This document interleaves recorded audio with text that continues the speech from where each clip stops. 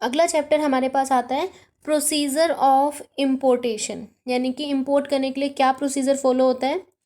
Import जब आप करेंगे तो यानी कि अगर कोई गुड्स किसी दूसरे कंट्री से, हम इंडिया की बात कर रहे हैं, इंडिया की कस्टम ड्यूटी और कस्टम एक्ट हमने पढ़ा है। अब हम यहाँ पे जो इम्पोर्ट एक्सपोर्ट करेंगे वो भी हम इंडिया के कॉन्टेक्स्ट में ही पढ़ेंगे। तो इंडिया में अगर कोई गुड्स बाहर से आ रही हैं, किसी भी दूसरी कंट्री से आ रही हैं, तो हम कहेंगे इम्पोर्ट हुआ। अगर इंडिया से कोई भी गुड्स हमारे देश से बाहर जा रही हैं तो हम कहेंगे एक्सपोर्ट हुआ।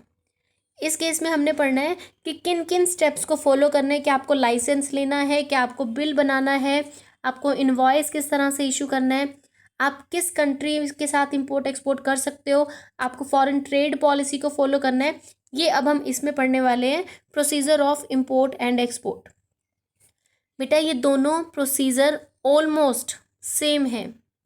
हम इंपोर्ट का पहले कर रहे हैं क्योंकि एक्सपोर्ट का सेम डिट्टो वैसे ही फॉलो होगा जैसे इंपोर्ट के केस में होगा, और इंपोर्ट करना ज़्यादा डिफिकल्ट है एज़ कम्पेयर टू एक्सपोर्ट। ठीक है बच्चे, अब हम इंपोर्ट का प्रोसीजर स्टार्ट कर रहे हैं।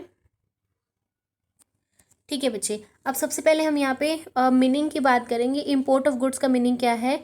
इंपोर्ट ऑफ गुड्स को कस्टम एक्ट के अंदर डिफाइन किया गया है। इसका मतलब कोई भी ऐसी चीज़ जो इंडिया में किसी दूसरी कंट्री से आ रही है उसको हम कहेंगे कि जैसे ही इंडियन बाउंड्री में कोई चीज़ एंटर करती है तो हमने कहा कि हमने इंपोर्ट कर लिया। उसके बाद कैटेगरीज की बात करें कि किस किस तरह से इंपोर्ट हो सकता है, या types of import of goods in India कह सकते हैं। दो तरह का हो सकता है, पहला फ्री, दूसरा नेगेटिव लिस्ट, या फिर नॉट फ्री कह दो। पहला फ्री वाला ऐसी इंपोर्ट जिसके लिए गवर्नमेंट ने, कस्टम एक्ट ने, हमारे ministry of trade and commerce ने किसी भी तरह की किसी भी एक्ट या किसी भी गवर्नमेंट के अधीन कोई भी रूल्स रेगुलेशंस नहीं बनाए गए हैं कि आप इसको इंपोर्ट कर सकते हो या नहीं कर सकते हो। अगर आप फ्री हो, कोई रूल्स रेगुलेशंस आपके ऊपर इम्पोज नहीं किए जा रहे, कोई रिस्ट्रिक्शंस नहीं है, आप फ्रीली इंपोर्ट कर सकते हो। दूसरा with rules regulations, that is negative list of imports. पहले अगर हम बात करें फ्री इम्पोर्ट्स की, यानी कि ऐसे एक्सपोर्ट इंपोर्ट जो कि आप बिना किसी रिस्ट्रिक्शन के कर सकते हो, लेकिन अगर कोई लॉ बनाया गया है, जैसे हम कस्टम एक्ट की बात करते हैं, तो कस्टम एक्ट के प्रोविजंस को फॉलो करते हुए और एग्जिम पॉलिसी 2002 से 7 वाली जो कि सबसे लास्ट पॉलिसी थी, इनको रेकमेंड करते हुए, इनके प्रोविजंस को फॉलो करते हुए जब आप किसी भी कंट्री के साथ इजीली एक्सपोर्ट इंपोर्ट कर सकते हो, ये है आपका फ्री इंपोर्ट्स। ऐसे इंपोर्ट करने के लिए आपको सिर्फ एक जनरल लाइसेंस लेना है, सामान्य लाइसेंस। जैसे आप मान लीजिए आप कहते हो कि मुझे लाइसेंस बनवाना है, आप अगर बना लेते हो 2 व्हीलर 4 व्हीलर सबका कंबाइंड बनवा लेते हो, तो इसका मतलब ये हुआ ना कि आप 4 व्हीलर चलाने के लिए एलिजिबल होगे, तो उसको हम कहेंगे सामान्य लाइसेंस, जनरल लाइसेंस। अब उस लाइसेंस से आप प्लेन तो नहीं उड़ा सकते ना, उस लाइसेंस से आप ट्रेन तो नहीं चला सकते ना। तो सेम केस ये है जनरल। अगर किसी स्पेसिफिक काम को करने के लिए आप स्पेसिफिक ऑर्डर इशू करा रहे हो, यहाँ पे इंपोर्ट एक्सपोर्ट की बात है, जब आपको इंपोर्ट करना है तो आप कोई रिस्ट्रिक्शंस वाला या स्पेशल ऑर्डर के साथ अगर इंपोर्ट कर रहे हो, वो आपका सेकंड कैटेगरी में आएगा, नेगेटिव लिस्ट ऑफ इंपोर्ट्स में। फ्री एक्सपोर्ट, जब आप किसी भी कंट्री के साथ सिर्फ एक साधारण सा लाइसेंस लेके इंपोर्ट एक्सपोर्ट कर सकते हो। WTO ने भी ऐसे क्वांटिटेटिव रिस्ट्रिक्शंस को हटा दिया है। क्वांटिटेटिव मतलब आप कितनी मात्रा में खरीद रहे हो, उसके ऊपर भी अब उन्होंने रिस्ट्रिक्शंस को रिमूव कर दिया ताकि इंपोर्ट करना आसान हो जाए। कुछ कंट्रीज़ ऐसी हैं जो कि अपनी नेसेसिटी की चीज़ों को भी खुद प्रोड्यूस नहीं कर सकती, इसके लिए उन्हें दूसरी कंट्रीज़ के ऊपर आश्रित रहना पड़ता है। उनके पास फंड्स हैं लेकिन वो इंडस्ट्रीज एस्टैब्लिश नहीं कर सकते, तो WTO के रिकमेंडेशंस के बेसिस पे रिस्ट्रिक्शंस को रिमूव कर दिया गया और इंपोर्ट्स को भी लिबरलाइज कर दिया गया।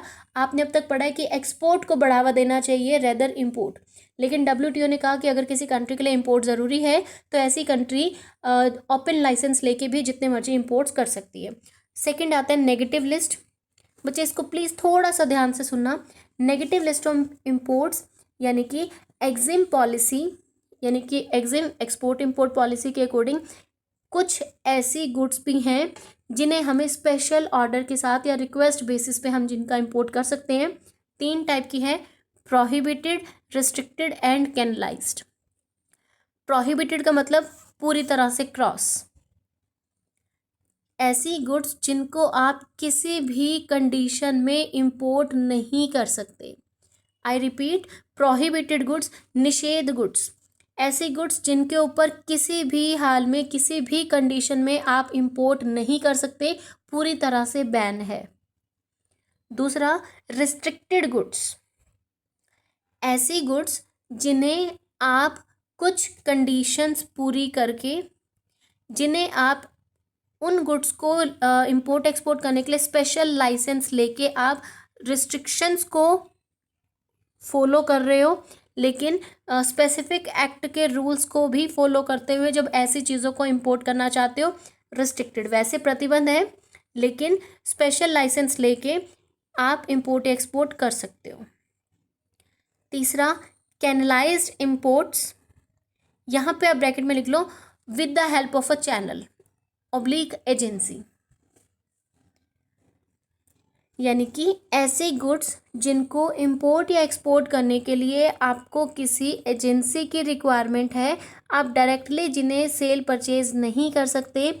जैसे कोई इंडिविजुअल अपने लेवल पर कुछ गुड्स को दूसरे देशों से ना तो मंगवा सकता है और ना ही बेच सकता है। बच्चे, कैनलाइज्ड का मीनिंग समझ पा रहे हो? With the help of a channel, जब आप किसी स्पेसिफिक मीडिएटर की हेल्प लेते हो इंपोर्ट या एक्सपोर्ट करने के लिए, आप डायरेक्टली ना तो इंपोर्ट कर सकते हो ना एक्सपोर्ट कर सकते हो, वो हैं आपके कैनलाइज्ड। अब इनको डिटेल में कर रहे हैं। सबसे पहला प्रोहिबिटेड करते हैं, नेक्स्ट पेज पे आ जाइए। प्रोहिबिटेड, सबसे पहले ऐसी गुड्स की कैटेगरी जो किसी देश की गवर्नमेंट ने डिसाइड कर दिया कि आप अपने देश में किसी भी कंडीशन में इनको नहीं मंगवा सकते। जैसे कोई गुड्स जो कि एनवायरनमेंट प्रोटेक्शन से रिलेटेड है, जैसे आप कुछ स्पेसिफिक जानवरों को नहीं मार सकते हो। कुछ ऐसे हो सकते हैं जो आपकी जिन चीज़ों को मंगाना आपकी देश की सेना के अगेंस्ट हो सकता है, हमारे देश के कॉमर्स से रिलेटेड हो सकता है। अगर जिन गुड्स को मंगवाने से किसी भी कंडीशन में हमारे देश को कोई भी नुकसान होता हो, तो हम ऐसी चीज़ों को निषेध कर देंगे, उनको नहीं मंगवा सकते। फर्स्ट पॉइंट पे आ जाइए, रिस्ट्रिक्टेड इंपोर्ट्स, ऐसे इंपोर्ट्स जिनको करने के लिए, जिनको इंपोर्ट एक्सपोर्ट करने के लिए आपके ऊपर प्रतिबंध लगाए हुए हैं, लेकिन प्रतिबंध को हटाया भी जा सकता है। उसके लिए ITCHS यानी कि Indian trade clarification based on harmonised system of coding. बच्चे, मैंने आपको कोड बताया था GST में, अभी हम कस्टम ड्यूटी का पार्ट कर रहे हैं, इससे पहले हमने GST में HSN पढ़ा था, हार्मोनाइज्ड सिस्टम ऑफ नॉमेनक्लेचर, यानी कि जिन गुड्स को आप नेशन वाइड और इंटरनेशनल, वर्ल्ड वाइड अगर कहीं पे भी गुड्स को रिकॉग्नाइज कर सकते हो, तो हम हार्मोनाइजेशन कोड उनके ऊपर लगा देते हैं। अगर आपने उन गुड्स के ऊपर कोडिंग की है तो आप स्पेशल लाइसेंस लेके इनको इंपोर्ट एक्सपोर्ट कर सकते हो। नॉर्मली फ्री इंपोर्ट होता है, लेकिन कुछ स्पेसिफिक गुड्स के ऊपर गवर्नमेंट ने रिस्ट्रिक्शंस लगाई हैं, तो लाइसेंस लेके ही आप कर सकते हो। नेक्स्ट है और लास्ट है कैनलाइज्ड इंपोर्ट्स। जैसे अगर आपने कुछ खरीदना है, जैसे किसी दूसरे देश से आपको गेहूं खरीदने हैं, राइस खरीदने हैं, तो कोई भी इंडिविजुअल सप्लायर, कोई भी इंडिविजुअल इंपोर्टर अपने पर्सनल लेवल पर उनको नहीं खरीद सकता। उसके लिए आपको स्पेसिफिक एजेंसी की हेल्प लेनी है, जैसे स्टेट कॉरपोरेशन ऑफ इंडिया। जैसे कि कोई एक स्पेसिफिक राज्य को अगर गेहूं की ज़रूरत है, तो उस राज्य का कोई भी एक इंडिविजुअल अपने लेवल पे उन व्हीट को नहीं मंगा सकता। उसके लिए वो अपने उस राज्य के ट्रेडिंग कॉरपोरेशन, जो उनके राज्य का व्यापारिक निगम है, उनको बोलेगा, और वो निगम फिर गवर्नमेंट से रिक्वेस्ट करेंगे, तब जाके आप उस ऑर्डर को पास कर सकते हो। ये है कैनलाइज्ड, जिसमें एक प्रॉपर चैनल का आपको यूज़ करना है। उसके बाद प्रोसीजर की बात आती है। प्रोसीजर में बच्चे दो तरह के प्रोसीजर आएंगे। पहला जनरल, जो नॉर्मली फॉलो होता है। दूसरा जो कस्टम एक्ट ने डिफाइन किया है। बच्चे, ये जो ऊपर हमने अभी तक पढ़ा है, meaning goods list free import है, ऐसे फ्री एक्सपोर्ट हो सकता है। नेगेटिव लिस्ट इंपोर्ट की है, सेम ऐसे ही नेगेटिव लिस्ट एक्सपोर्ट्स की भी है। प्रोसीजर एक्सपोर्ट में भी सेम है, बिल्कुल सेम, दो तरह के, जनरल और कस्टम एक्ट के अकॉर्डिंग। ये थोड़े से कंफ्यूजिंग हैं, अगर सिर्फ पॉइंट्स भी याद रख लोगे तो सफिशिएंट है आपके लिए। पहले पॉइंट की बात करेंगे, जनरल प्रोविज़न। सबसे पहले आपको ट्रेड की इंक्वायरी करनी है। ट्रेड की इंक्वायरी करने का मतलब बच्चे स्टेप्स मिल गए आपको जनरल प्रोसीजर के अंडर? Yes ma'am. पहला है हमारे पास ट्रेड की इंक्वायरी करना। जब भी कोई इम्पोर्टर किसी चीज़ को इंपोर्ट करना चाहता है, सबसे पहले वो देखेगा कि कितने एक्सपोर्टर्स अवेलेबल हैं और उन सभी एक्सपोर्टर से इम्पोर्टर यानी बायर का जो एजेंट है या वो खुद रिटर्न में रिक्वेस्ट करेगा कि आप हमें अपने प्रोडक्ट की उसकी सारे पर्टिकुलर्स की डिटेल हमें लिख के दो। ये है ट्रेड इंक्वायरी। दूसरा, इंपोर्ट का लाइसेंस आपको लेना है। अभी हमने ऊपर पढ़ा या तो जनरल लाइसेंस या फिर स्पेशल लाइसेंस, अगर हमने रिस्ट्रिक्टेड इंपोर्ट्स करने हैं तो आपको फिर लाइसेंस लेना है। तीसरा, फॉरेन एक्सचेंज लेना है। अगर आप इंपोर्ट कर रहे हो, आप कुछ खरीद रहे हो, तो जिसने आपको दिया सेलर यानी कि एक्सपोर्टर कंट्री को आपको पैसे देने हैं, तो आप अपनी इंडियन रुपीज़ को फॉरेन करेंसी में कन्वर्ट कराएंगे। प्लेसिंग एन ऑर्डर और इंडेंट। बच्चे नॉर्मल जब हम किसी नेशन में गुड्स की ट्रांजेक्शन कर रहे हो तो हम ऑर्डर बोलते हैं, लेकिन जब हम इंटरनेशनल लेवल की बात करते हैं तो उस टर्म को इंडेंट बोला जाता है। जैसे ही इम्पोर्टर लाइसेंस ले लेगा, इंक्वायरी कर लेगा, फॉरेन करेंसी ले लेगा, उसके बाद वो क्या करेगा, गुड्स को लेने के लिए ऑर्डर पास कर देगा। दो तरह से ऑर्डर दे सकता है, ओपन और क्लोज्ड। ओपन ऑर्डर नहीं, पहले क्लोज्ड ऑर्डर करते हैं। क्लोज्ड ऑर्डर का मतलब आपने स्पेसिफिकली मेंशन करके दे दिया कि मुझे ये गुड्स इतनी चाहिए, इतनी क्वांटिटी की चाहिए, ये प्राइस होगा, दैट्स इट। क्लोज्ड आपने सारा कुछ पहले ही लिख के दिया है, तो एक्सपोर्टर अपने लेवल पे कोई भी चेंज नहीं कर सकता। इसके अपोजिट ओपन आता है, जब आप एक्सपोर्टर के ऊपर ही छोड़ रहे हो कि आप अपनी कंट्री का बेस्ट गुड्स ये वाली हमें दे दो, ये है ओपन इंडेंट। उसके बाद है dispatching letter of credit. Letter of credit हमने पहले भी किया है। इम्पोर्टर का बैंक, यहाँ पे आप बायर सेलर से ही समझो। बायर ने कुछ खरीदा है तो सेलर को पेमेंट करनी है, तो बायर अपने बैंक को बोलता है कि अगर सेलर आपको ये वाले डॉक्यूमेंट्स या कुछ इस ट्रांजैक्शन से रिलेटेड ये वाले डॉक्यूमेंट्स में कुछ भी दिखाता है तो आप उसकी पेमेंट कर देना। Same case letter of credit, यहाँ पे एक्सपोर्टर इंपोर्टर की बात होगी। इंपोर्टर का बैंक एक्सपोर्टर के बैंक को रिक्वायर्ड डॉक्यूमेंट्स दिखाने पर पेमेंट कर देगा। अपॉइंटिंग क्लियरिंग एजेंट्स, आपके गुड्स जैसे ही हमारे देश की सीमा पर पहुंच जाते हैं, वहाँ पे उन गुड्स को छुड़ाने के लिए आपको कस्टम ड्यूटी देनी है। आपको कुछ स्पेसिफिक पर्सन्स को अपॉइंट करना है जो कि कस्टम एरिया से या उस पर्टिकुलर एरिया से जो इंडिया की बाउंड्री पे हैं वहाँ से गुड्स को क्लियर करा के देश के अंदर एंटर करा सके। उसके बाद रिसिप्ट ऑफ शिपमेंट एडवाइस। मुझे थोड़ा सा यहाँ पे गड़बड़ है इस वर्ड में, यहाँ पे एडवाइस आएगा। जिस भी मीडियम के थ्रू आपकी गुड्स इंडिया में रिसीव हो रही हैं, यानी कि एक्सपोर्टर कंट्री से सेलर कंट्री से बायर कंट्री में गुड्स जैसे ही आ रही हैं, तो जिस दिन भी आपकी गुड्स लोड हुई हैं, यानी कि जिस दिन एक्सपोर्टर ने सेलर ने उस कन्वेंस के अंदर आपके गुड्स को डाला है, उसके ऊपर वो अरेंजमेंट यानी कि वो एडवाइस लिख के देगा कि आप गुड्स को अपने देश में मंगवाकर कैसे अपने तक ले जा सकते हो, क्लियर कैसे करा सकते हो। उसके बाद रिसिप्ट ऑफ डॉक्यूमेंट्स। इंपोर्टर का बैंक एक्सपोर्टर से सारी डिटेल रिसीव कर लेगा। क्यों? क्योंकि आप जब किसी से कुछ खरीदते हो तो आप जैसे आजकल जो सिस्टम चल रहा है लाइक पेटीएम, गूगल पे, जी पे, पता नहीं क्या क्या, तो उसमें आप क्या करते हो, स्कैन करते हो ना। जब स्कैन करते हो तो उसकी डिटेल्स आ जाती हैं, आप पेमेंट करते हो। सेम केस इंपोर्टर का बैंक एक्सपोर्टर के बैंक से सारी डिटेल ले लेगा। उन डॉक्यूमेंट्स में जैसे बिल ऑफ एक्सचेंज की कॉपी, लेडिंग की कॉपी, ओरिजिनल सर्टिफिकेट हो गया, इनवॉइस हो गया, पैकेजिंग की लिस्ट हो गई, XYZ जो भी डॉक्यूमेंट्स हैं, और इंपोर्टर ने जो भी पेमेंट करनी है वो किस तरीके से करेगा, वो सारी डिटेल्स इंपोर्टर के बैंक एक्सपोर्टर के बैंक से रिसीव करेगा। उसके बाद अब बिल ऑफ एंट्री, ये हम पहले भी कर चुके हैं।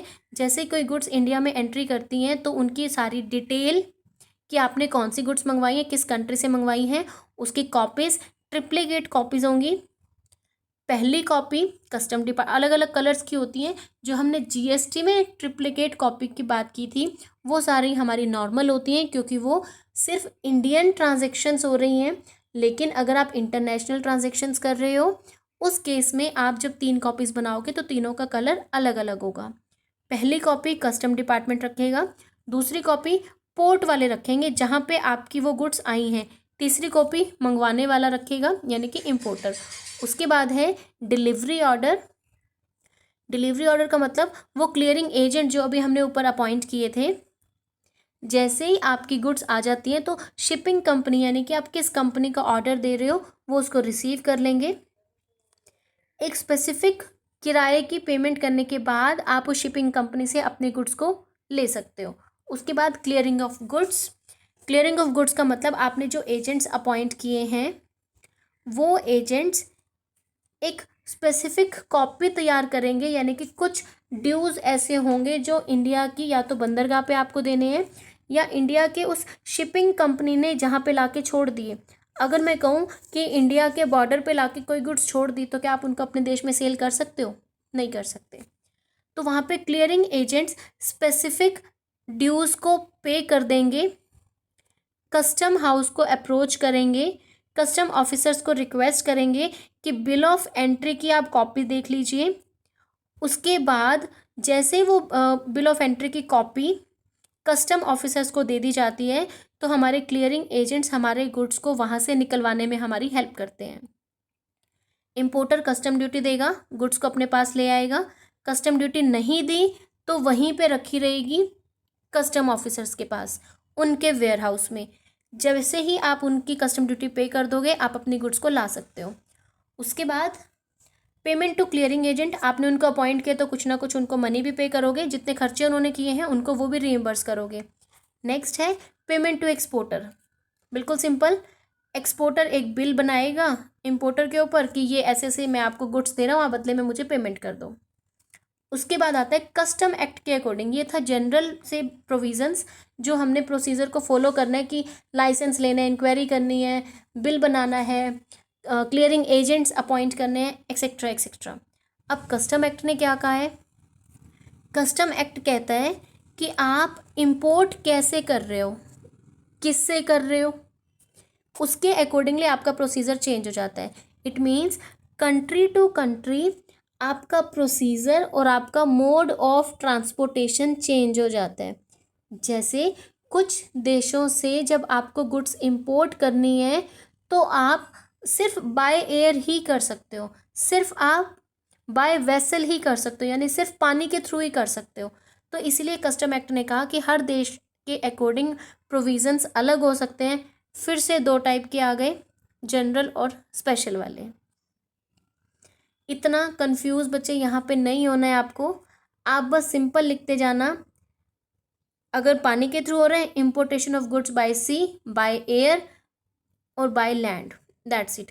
उसमें आपके स्टोर्स भी आ जाएंगे, आपके बैगेज भी आ जाएंगे।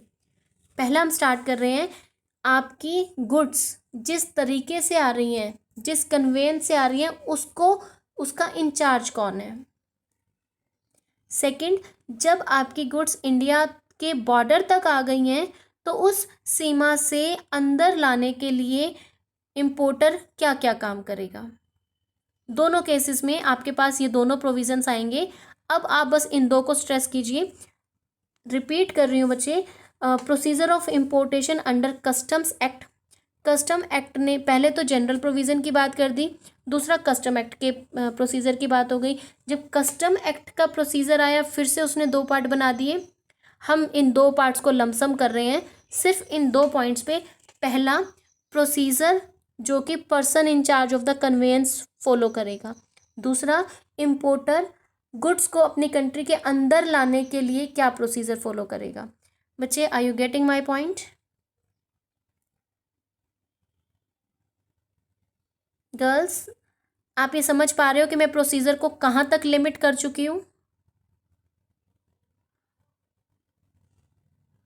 Yes ma'am. आपने इतना डिटेल नहीं Yes, करना है। ma'am. जब आप कस्टम एक्ट की बात करोगे तो कस्टम एक्ट में सिर्फ ये 2 प्रोसीजर आप लिख के दोगे, ऊपर वाला पार्ट आप काट सकते हो। अब हम करेंगे पहला प्रोसीजर जो कि कन्वेयंस, यानी कि जिस ट्रांसपोर्ट मीडियम के थ्रू आपकी गुड्स आई हैं उसका इंचार्ज क्या प्रोसीजर फॉलो करेगा। पहला, आपके वेसल्स या एयरक्राफ्ट का अराइवल होना, वेसल जो पानी के थ्रू आएंगे, एयरक्राफ्ट जो हवा में उड़ के आएंगे। दूसरा, इंपोर्ट की रिपोर्ट को फाइल करना। तीसरा, जितने भी रूल्स दिए हुए हैं लोडिंग अनलोडिंग के अगेंस्ट, लोडिंग गुड्स को किसी, मान लीजिए ट्रक लगा लो, ट्रक हो गया, वेसल हो गया, एयरक्राफ्ट हो गया, जिस भी मीडियम के थ्रू आपकी गुड्स आनी है उसके ऊपर उनको लादना, उसके ऊपर भरना। अनलोडिंग, उस पे से उतारना। अब वन बाय वन हम इनको कर रहे हैं। पहला, आपका वेसल या एयरक्राफ्ट कब आ रहा है? इट मीन्स कस्टम्स पोर्ट पे या फिर एयरपोर्ट पे आपकी वो वेसल कब आ रही है, वो व्यक्ति उसके लिए रिस्पॉन्सिबल है। आपकी वेसल अगर गलती से किसी दूसरी पोर्ट पे लैंड कर जाती है तो इसका मतलब आप ये नहीं लगाओगे कि आप उस देश पे टैक्सेस पे करोगे, ड्यूटीज पे करोगे। दूसरा, यानी कि उसके लिए पर्सन इन चार्ज रिस्पॉन्सिबल नहीं है। आपका पर्सन इन चार्ज यानी कि उस कन्वेंस को चलाने वाला व्यक्ति, वो कस्टम पोर्ट को इन्फॉर्म करेगा जैसे ही वो आपकी गुड्स को लैंड कर देता है। तो जैसे मान लीजिए आपने बाय एयर कुछ मंगवाया है, उसमें जिस भी फ्लाइट में या जिस भी एरोप्लेन में, हेलीकॉप्टर में आपकी गुड्स आएंगी तो उसको कोई तो चला के लाएगा। तो उस प्लेन को कौन चलाएगा? ऑब्वियसली पायलट होता है। तो वो पायलट को हम क्या कहेंगे? Person in charge. जैसे ही वो लेके आएगा तो सबसे पहले पायलट कस्टम वालों को इन्फॉर्म करेगा कि मैंने इन गुड्स को यहाँ पे लैंड कर दिया है। दूसरा, filing of import report. Manifest एक स्पेसिफिक रिपोर्ट होती है जो कि स्पेसिफिक गुड्स की इम्पोर्ट से रिलेटेड है। अब अगर वो पर्सन इन चार्ज इम्पोर्ट की रिपोर्ट नहीं प्रेजेंट करता तो उसके ऊपर फाइन लगा दो। कब देनी है? जैसे ही उसका व्हीकल अराइव हो जाता है या अराइव होने से थोड़ा सा पहले। जैसे आप अगर एयरपोर्ट की बात करें, चलो सबसे सिंपल आपके ट्रेन की बात करते हैं, सबने देखी होगी कभी ना कभी। क्या ट्रेन एकदम से आ जाती है? नहीं, पहले अनाउंसमेंट सुनते हो ना आप गर्ल्स, पहले आप ट्रेन के अनाउंसमेंट सुनते हैं ना कि ये वाली ट्रेन इस वाले प्लेटफॉर्म पे आ रही है। क्या वो सिर्फ 1 मिनट पहले अनाउंसमेंट होती है? नहीं, वो एक तो कम से कम 10 मिनट पहले हो जाती है। मान लीजिए, बस ऐसे एग्जाम्पल ले रहे, मान लीजिए बॉम्बे से कोई ट्रेन चल के जम्मू जा रही है तो वो प्रॉपर अनाउंस करेगी कम से कम 10 मिनट पहले कि ऐसे ऐसे एक ट्रेन आ रही है। सेम केस आप जब इंपोर्ट कर रहे हो, कोई वेसल या कोई एयरक्राफ्ट आ रहा है तो वो भी इन्फॉर्म करेंगे। कितनी देर पहले? उनके लैंड करने से प्रिस्क्राइब्ड टाइम पहले। अगर कोई व्हीकल है तो आपको 12 घंटे के अंदर अंदर इन्फॉर्म करना है। जैसे पहले तो हमने एक प्री इन्फॉर्मेशन दे दी, आने से कम 10 मिनट पहले सभी पैसेंजर्स को अलर्ट कर दिया कि ऐसे ऐसे ये चीज़ अराइव होने वाली है। लेकिन जैसे वो बिल्कुल अपने डेस्टिनेशन पे पहुंचने वाली होती है, आप दोबारा से अनाउंसमेंट सुनते हो। इज इट ट्रू बच्चे? Is it true? ट्रू ना, है ना? आप दोबारा से सुनते हो। सेम केस जब आपका इंपोर्ट के केस में कोई व्हीकल अराइव होता है तो उसकी भी इन्फॉर्मेशन एक प्रिस्क्राइब्ड टाइम में उसके पहुंचने से पहले कस्टम ऑफिसर्स को देनी ज़रूरी है। ऐसा नहीं करते तो वो पर्सन इन चार्ज को पेनल्टी लगेगी जो कि 50,000 से ज़्यादा नहीं हो सकती। उसके बाद comply with the provisions relating to unloading. Unloading यानी कि माल को उतारना, आपके माल की एंट्री को ग्रांट करवाना, इंपोर्ट की रिपोर्ट प्रेजेंट करना। सिर्फ अप्रूव्ड प्लेसेस पे, यानी कि जो जगह इंपोर्टर ने कस्टम ऑफिसर्स को रिपोर्ट किया सिर्फ उसी जगह पे आप गुड्स को उतरवा सकते हो। उसके सिवा ये नहीं कि आप कहीं पे भी एयरपोर्ट पे गुड्स को अनलोड करा लोगे। उसके बाद supervision of custom officers. Custom officers India में जैसे ही आपकी गुड्स लैंड कर जाएंगी वो पर्सन इंचार्ज इन्फॉर्म कर देगा, तो आप बिना चेकिंग के अपने गुड्स को अंदर नहीं ला सकते हो देश के अंदर। कस्टम ऑफिसर्स उसको चेक करेंगे। अगर शिप के थ्रू आपका माल आया है, किसी बाय सी आया है, पानी के थ्रू आया है, तो उस वेसल में से आपका माल जब उतर रहा है तो छोटी बोट तक आपके पास लाया जा रहा है तो उस छोटी वाली बोट का भी नोट बनाया जाएगा। उसके बाद सिर्फ वर्किंग डेज में ही आप अनलोडिंग कर सकते हो, छुट्टी वाले दिन आप नहीं जाओगे अनलोडिंग करने। उसके बाद restriction on custody and removal of imported goods, यानी कि अगर आप कोई गुड्स इम्पोर्ट कर रहे हो, इंपोर्ट के केस में वो कस्टम एरिया में वो गुड्स रहेंगे जब आप उनकी अनलोडिंग कर रहे हो, जब तक कोई कमिश्नर जो कि कस्टम ऑफिसर है वो उसको अप्रूव नहीं कर देता, तब तक उन कस्टम ऑफिसर्स की कस्टडी में ही वो गुड्स रहेंगी। जैसे ही आप उनकी प्रिस्क्राइब्ड कस्टम ड्यूटी पे कर देते हो, तब आप अपनी गुड्स को वहाँ से रिमूव करा के अपने पास ला सकते हो। दूसरा आता है कि गुड्स को क्लियर कराने के लिए क्या प्रोविज़न फॉलो करना है। पहला, इम्पोर्टर बिल ऑफ एंट्री जमा कराएगा। बिल ऑफ एंट्री की 2 कॉपी बनेंगी, एक इम्पोर्टर रखेगा और दूसरा वो लाने वाला रखेगा। सेकंड है होम कंजम्पशन के लिए जब आपको क्लियर करानी है, अब इसका डिफरेंस आपको बताऊंगी। तीसरा है warehouse goods not cleared, उनको आपने सेल वहीं पे ही कर देना है। सबसे पहले आप होम कंजम्पशन का मीनिंग सुनिए। जब गुड्स इंपोर्ट की जा रही हैं तो वो इम्पोर्टर सिर्फ अपने पर्सनल यूज़ के लिए, अपने किसी फैमिली मेम्बर के लिए गुड्स को इंपोर्ट कर रहा है, ये है होम कंजम्पशन। नॉर्मली अगर आप इंपोर्ट कर रहे हो और उसको आप ट्रेडिंग पर्पसेस के लिए इंपोर्ट कर रहे हो, वो आपका नॉर्मल माना जाएगा। यहाँ पे अलग अलग सेक्शंस इसके लिए डिफाइन किए गए हैं। सबसे पहला step, submission of bill of entry by the importer. Section 46 कहता है कि इंपोर्टर को प्रॉपर ऑफिसर यानी कस्टम ऑफिसर्स को बिल ऑफ एंट्री प्रेजेंट करना है, चाहे वो होम कंजम्पशन के लिए हो चाहे वो वेयर हाउसिंग के लिए हो। होम कंजम्पशन वो डायरेक्टली कस्टम ड्यूटी पे करके अपने साथ ले जाएगा। वेयर हाउसिंग उस माल को चेक कराया जाएगा कि आपने उसमें क्या मंगवाया है और आपने किस पर्पज़ के लिए मंगवाया है। उसके बाद बिल ऑफ एंट्री आप इंपोर्ट की रिपोर्ट गुड्स के आने से पहले भी दे सकते हो या फिर उसके बाद भी दे सकते हो। आप यहाँ बिफोर और आफ्टर की कंडीशन में मत कंफ्यूज होना। आप सिर्फ ये कहोगे कि किसी वेसल के या किसी एयरक्राफ्ट के आने से पहले भी आप इंपोर्ट की रिपोर्ट कस्टम ऑफिसर्स को प्रेजेंट कर सकते हो, या फिर उसके लैंड करने के बाद भी आप अपनी बिल ऑफ एंट्री की रिपोर्ट प्रेजेंट कर सकते हो प्रॉपर ऑफिसर्स के पास। बिल ऑफ एंट्री किस किस टाइप की होगी, अलग अलग टाइप की हो सकती है। एक होगी इनटू बॉन्ड वाली एंट्री, एक होगी एक्स बॉन्ड वाली एंट्री। यहाँ पे मैंने आपको पहले बताया था अलग अलग कलर के बिल बनाए जाते हैं। ये आपके बिल ऑफ एंट्री भी 2 अलग अलग कलर्स के बनाए जाएंगे। अगर आप इन बॉन्ड वाला बना रहे हो, ये आपका येलो कलर का होगा, दूसरा ग्रीन कलर का होगा एक्स बॉन्ड। एक में होगा कि जब आपने इंपोर्ट किया तो आप जो बिल ऑफ एंट्री दे रहे हो उसमें आपने कस्टम ड्यूटी पे नहीं की, इनटू बॉन्ड नहीं की, एक्स बॉन्ड आपने ड्यूटी पे कर दी। मुझे पता है आप इसमें कंफ्यूज हो जाओगे बच्चे, सिर्फ आप इतना याद रखना बिल ऑफ एंट्री 2 तरह की होती है, एक जिसमें आपने ड्यूटीज पे कर दी, दूसरा जिसमें आपने कस्टम ड्यूटी पे नहीं की। सेकंड स्टेप है होम कंजम्पशन के लिए गुड्स को क्लियर कराना। अगर आपकी गुड्स कस्टम ऑफिसर्स ने चेक कर ली है जिनको आपने इंपोर्ट किया है और आपने सारी कस्टम ड्यूटी पे कर दी है, तो उस ऑफिसर के सेटिस्फाई होने पर फिर वो साथ में ये भी देखेगा क्या ये गुड्स प्रोहिबिटेड तो नहीं है।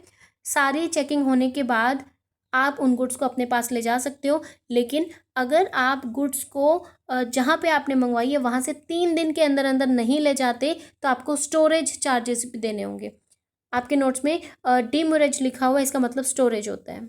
स्टोरेज के चार्जेस भी देने पड़ेंगे क्योंकि कस्टम वालों ने ठेका नहीं उठाया कि वो किसी के गुड्स को रखेंगे।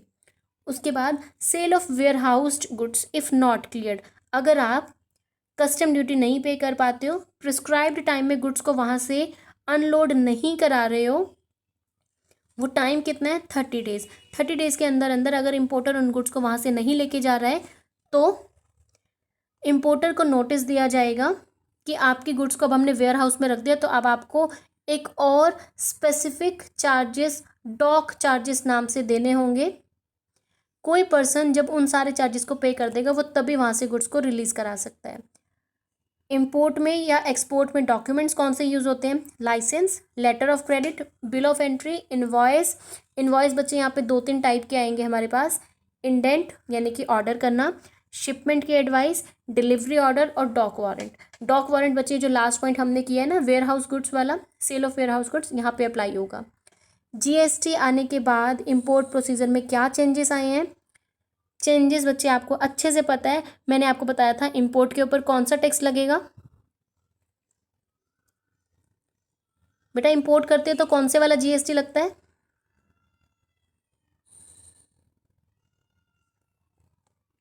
गर्ल्स इंपोर्ट के ऊपर कौन से वाला आईजीएसटी बताया था मैंने,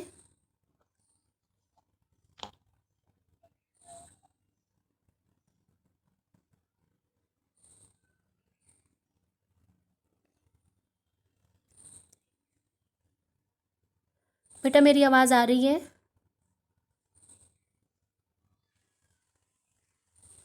गर्ल्स मेरी आवाज़ आ रही है आपको? हाँ तो बताओ ना, इम्पोर्ट के ऊपर कौन सा जीएसटी लगाया था? Ma'am IGST. Very good, very good. तो जीएसटी इम्प्लीकेशन के बाद अब सिर्फ आपने कस्टम ड्यूटीज़ वाले ही टैक्सेस नहीं देने, बल्कि हमने आईजीएसटी पे करना है। आईजीएसटी जब आप पे करोगे, इंपोर्ट करोगे, तो जीएसटी जब इंडिया में एप्लीकेबल है, तो इंडिया में अगर आप इंपोर्ट या एक्सपोर्ट कर रहे हो, उस केस में जीएसटी आईएन यानी कि जीएसटी का आइडेंटिफिकेशन नंबर, ये आपका सबसे मेन आइडेंटिफायर है जो ये बताएगा कि किस सप्लायर ने इंपोर्ट या एक्सपोर्ट किया है। डीजीएफटी ने इसके लिए बोला है, DGFT directorate general of foreign trade, इन्होंने बताया है कि किसी भी व्यक्ति का पैन सबसे मेन है, उस पैन के बेसिस पे वो इंपोर्ट या एक्सपोर्ट का कोड डिटरमाइन कर सकते हैं। पैन के बेसिस पे उसकी एंटिटी का पता चलता है कि वो कौन है और कहाँ पे रजिस्टर्ड है। जीएसटी आईएन को लेकर ही उसके आइडेंटिफिकेशन के बेसिस पे कोई भी सप्लायर इंपोर्ट या एक्सपोर्ट करने में खुद को फैसिलिटेट कर सकता है। सेकंड है बिल ऑफ एंट्री के चेंजेस। बिल ऑफ एंट्री का मतलब आपने जो कुछ भी मंगवाया है इंपोर्ट एक्सपोर्ट के केस में, उस बिल के ऊपर पहले सिर्फ कस्टम वाले चार्जेस लिखे होते थे, लेकिन जीएसटी इम्प्लीकेशन के बाद उसके ऊपर कितना आईजीएसटी लगेगा, कितने रेट से लगेगा और कितना अमाउंट होगा वो रेट टैक्स का, साथ में जीएसटी आईएन भी आपको मेंशन करना है। जीएसटी का कंपेंसेशन सेस, वो सेस जो कि इंपोर्ट के केस में अगर डोमेस्टिक इंडस्ट्रीज को जो सेल टैक्स वैट का लॉस होता है, उनके रेवेन्यू का लॉस होता है, उसके लिए हम पे करते हैं। ये सारी जीएसटी रिलेटेड चीज़ें भी हमें बिल ऑफ एंट्री के ऊपर मेंशन करनी है। कस्टम एक्ट का स्पेशल प्रोविज़न ये कह रहा है गुड्स मंगवा सकते हो बाय पोस्ट, स्टोर से या फिर बैगेज से, इनको डिटेल में करने की आपको कोई रिक्वायरमेंट नहीं है। आप क्या मंगवा रहे हो, क्यों मंगवा रहे हो, उनकी सारी डिटेल्स आपको सेंटर से मंगवानी है, उनकी कस्टम ड्यूटी पे करनी है। अगर आप कोई चीज़ 10,000 तक की मंगवा रहे हो और वो बाय पोस्ट मंगवा रहे हो, तो उसके ऊपर हमने कोई टैक्स वैक्स पे नहीं करना है। दैट्स इट बच्चे। स्टोर का, बैगेज का आपको डिटेल करने की कोई रिक्वायरमेंट नहीं है, इसको मत करना। बस आपको ये बताना है कि कौन सी चीज़ किस सेलर ने दी है, एक्सपोर्टर कौन है, इंपोर्टर कौन है और इंपोर्टर ने उसे क्यों मंगवाया है, उसका बिल ऑफ एंट्री उसको प्रॉपर क्लियरली बना के देना है। ठीक है बच्चे? Yes ma'am. ये सेम सारे प्रोविजंस आपके एक्सपोर्ट के ऊपर भी अप्लाई होते हैं। फटाफट से एक्सपोर्ट का पीडीएफ एक बार खोलो, आप खुद देखेंगे सब कुछ सेम है। देखो एक्सपोर्ट में भी सेम है। मीनिंग ऑफ एक्सपोर्ट दो टाइप के हैं, फ्री वाला और नेगेटिव वाला, सेम वही तीन टाइप के हैं। प्रोहिबिटेड, रिस्ट्रिक्टेड और कैनलाइज्ड। प्रोसीजर सेम है, स्पेसिफिक और जनरल। जनरल में देखिए वही पॉइंट्स है, वहाँ पे एक्सप्लेन किया हमने, यहाँ पे बिना एक्सप्लेन किए हैं। उसके बाद कस्टम एक्ट के अकॉर्डिंग सेम वही है, पर्सन इन चार्ज, और वहाँ पे इंपोर्टर क्या स्टेप्स फॉलो करता है, यहाँ एक्सपोर्टर करेगा। सब कुछ सेम है, आपको सारे वही डॉक्यूमेंट्स प्रेजेंट करने हैं। गुड्स को आपको क्लियर कराना है। इंपोर्टर एक्सपोर्टर का कोड डीजीएफटी देगा। पैन के बेसिस पे आप और जीएसटी आईएन के बेसिस पे मंगवा सकते हो। बिल ऑफ एंट्री में आपके चेंजेस हो जाएंगे।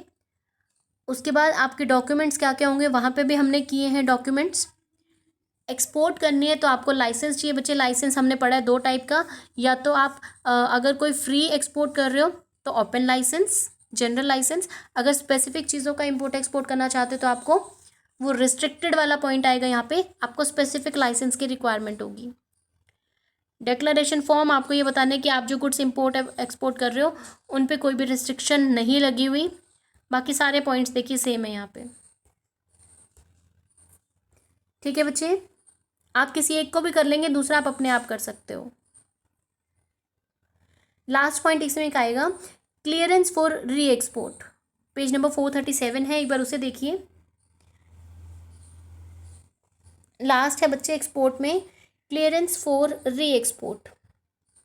एक्सपोर्ट आपको पता है दूसरी कंट्री में भेजना, री एक्सपोर्ट वापस आ जाएगा। इसका मतलब अगर कोई गुड्स आपने एग्जीबिशन के लिए इंपोर्ट की हैं, यानी कि किसी कंट्री ने एक्सपोर्ट कर दिया लेकिन वो माल तो बिका ही नहीं, इम्पोर्टर कंट्री ने सिर्फ एग्जीबिशन के लिए मंगवाया था, तो एग्जीबिशन ख़त्म होते ही वो माल री एक्सपोर्ट हो जाएगा, वो इम्पोर्टर कंट्री वापस भेज देगी। इसी तरह से अगर कोई गुड्स जो आपकी आई हैं वो रिजेक्ट हो जाती हैं, तो वो सेल हुए बिना ही एक्सपोर्टर के पास वापस चली जाएंगी। जब भी आपने कस्टम ड्यूटी पे कर दी है, तो उसके 2 साल के अंदर अंदर आप गुड्स को वापस कर सकते हो, चाहे आपने एग्जीबिशन के लिए मंगवाई हैं, गलती से एक्सपोर्ट हो गई हैं या गलत एक्सपोर्ट हो गई हैं। इन केस में एग्जिम पॉलिसी के प्रोविजंस को फॉलो करते हुए आप उन गुड्स को पेनल्टी के साथ री एक्सपोर्ट कर सकते हो। That's it for provision of exportation as well as importation.